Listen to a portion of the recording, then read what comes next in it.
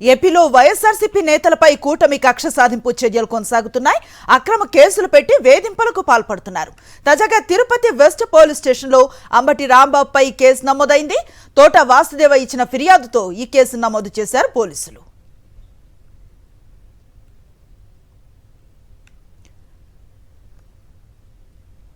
ఏపీలో వైఎస్ఆర్సీపీ నేతలపై కూటమి కక్ష సాధింపు చర్యలు కొనసాగుతున్నాయి. అక్రమ కేసులు పెట్టి వేధింపులకు పాల్పడుతున్నారు. తాజాగా తిరుపతి వెస్ట్ పోలీస్ స్టేషన్లో అంబటి రాంబాబుపై కేసు నమోదైంది. తోట వాసుదేవ ఇచ్చిన ఫిర్యాదుతో ఈ కేసు నమోదు చేశారు పోలీసులు.